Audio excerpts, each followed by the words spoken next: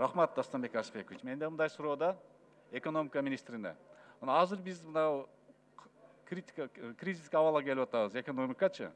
Ошондо биз ушу бажы биримдиги менен сүйлөшүп, бизге кирип аткан көп товарлардын ставкасын түшүрө алабызбы? Анткени биз ушуга аргасыз болуп атабыз. Алар ошол Евразияска мүчө болгон мамлекеттер өзүнүн мүмкүнчүлүгү аркылуу, бирок бизде жок да финансылык көп өзүбүздө ишкерлерге жардам берген. Ошолор менен сүйлөшүп, аларга айтып, биз ошол бааларды, ставкаларды түшүрүп, нөлгө түшүрүп, башка жактан кире турган товарларга кыла алабызбы, кыла албайбызбы? Рахмат, аябай жакшы суроо болду. Биз азыр Евразия экономик биримдигинин коллегиясына ушул сиз айткан сунуштарды бердик.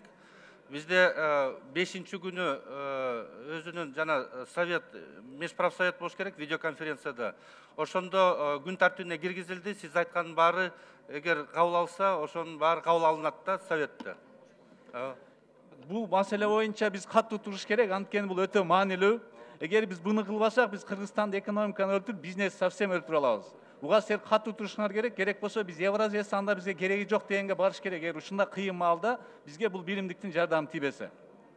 Мен да кошкоюн, уруксат этсеңиз, Абдулхабиб Мамадрасулович. Өткөн жумада 3-чү күнү кезексиз неме отурум болгон, видеоконференция 5 өлкө вице-премьерлер чогулуп, ушул COVID-19 боюнча маселелер карап, анан 2 чечим кабыл алынды.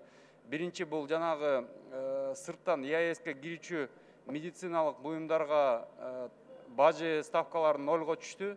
Бул биринчи чечим. Экинчи чечим ички 5 өлкөнүн ичиндеги болуп аткан жанагы азык-түлүк продукциялары жана медициналык буюмдар, дары дармектер эч кандай тоскоолсуз жашыл коридор түзүлүп, ушунда жүрсүн деген ушундай чечимдер кабыл алынды. Могу келе жаткан пятница бүрсү күнү дагы бир отурум болот.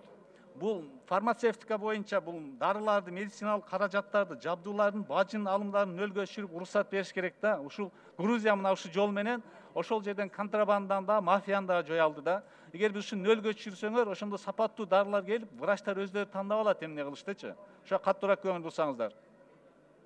Рахмат.